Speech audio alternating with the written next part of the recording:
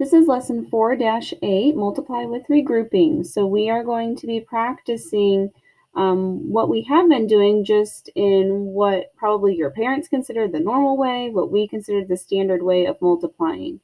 Whenever we are looking at a problem like 23 times 4, we've been writing it horizontally because we didn't need to really solve it as it was written. We were solving it using partial products. And partial products is a great strategy for us to think about because it shows us how the fast way of multiplying works. It helps us to understand the process. So this is how we have been setting up our multiplication problems with our one-digit number here on the side of our box, and then we've been splitting up our two-digit number into its place values and sticking it on top of our box.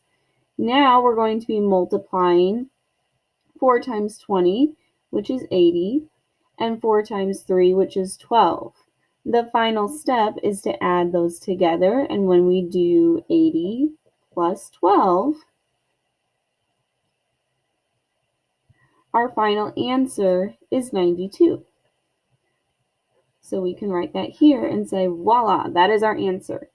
Now, what the standard method does is it takes out some of those steps. So it's a little bit faster, a little bit easier. And what it does is it realizes that we're always going to have a 0 taking place right here due to the fact that we are splitting apart the 2 and the 3 into 20 and 3. So it's taking that into consideration and deleting that step altogether. So what we do instead is first we will multiply the ones place together, which is 4 times 3. 4 times 3 is 12, just like we got over here. Now, if we notice, when we added, we had to add this 1 in the number 12 to the 10 spot. We can only write the 2 in our answer, but we have to regroup the 1 of 12 into the next column, just like we would when we're adding and doing things like that. The next step, 4 has to also be multiplied by 2, just like we did 4 times 20 up here. And 4 times 2 is 8. And then we have to add the 1 that was regrouped, which is 9. So you can see we got the same answer like we did when we did partial products, but it should be a little bit faster, and it takes out some of the kind of repetitive steps that partial products makes us do. Okay, let's look at another example.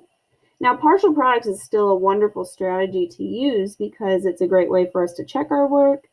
We can still get a good sense of why this method works.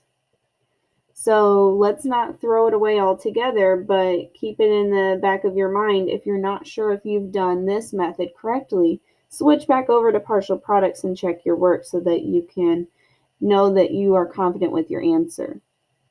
So again, when we multiply with the standard method, we're going to multiply the ones placed together of both 35 and 7, so that's 7 times 5.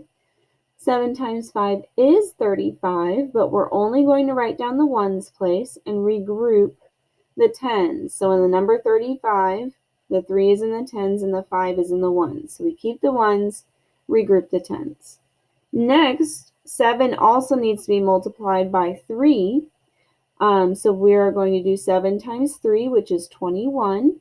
And then we'll add the 3 to that. So 21 plus 3 is 24.